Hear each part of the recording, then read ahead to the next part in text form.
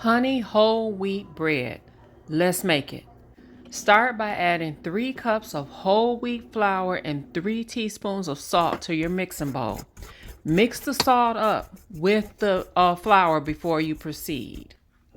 Then we're going to add 4.5 teaspoons of active dry yeast, and that's the same equivalence to 2 packages. We are going to add 1/4 cup of melted butter and 1/3 of a cup of raw honey. I don't know where my footage of the raw honey went to, but trust me, it's in there. Then you're going to add 2 1/4 cups of warm water. That water should be at a temperature between 120 and 130 degrees. Now, the key to mixing this dough is you want to scrape often. To this mixture, we're going to slowly add 3 to 4 cups of all-purpose flour, or you can use bread flour. After each addition, you want to continue to scrape the bowl. And the reason why I say 3 to 4 cups, because what you want to do is you want to get it to where the dough kind of pulls away from the side of the bowl. This is still sticky, so we know that's not ready. So we're going to add another addition of flour. I think in all, I used 3 cups. I didn't have to use the 4th cup, but I ended up using the 3rd cup, and then it should look like this, where it has turned into a dough ball and has pulled away from the sides of the bowl.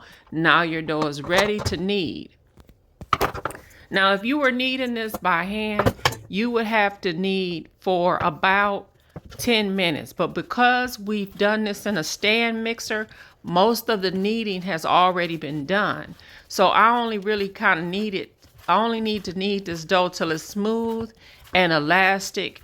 And when I poke it, it springs back. That's how you know it's done. Then we're going to place it in a bowl with some oil and cover the dough so that it's oil all over it. Cover the bowl. After about 30 to 40 minutes, it should look like this. It should have doubled in size, and you want to punch it down to get the air out. At this point here, this is enough dough to make 2 loaves, so we want to cut it in half.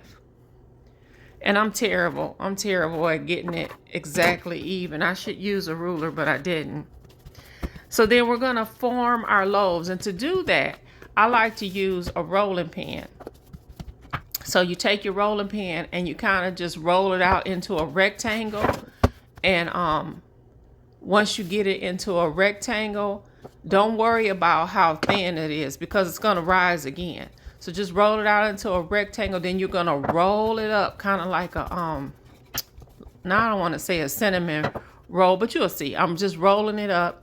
And then we want to tuck in the sides. And then you're going to place that in a loaf pan with the seam side down. Make sure the seam side is down.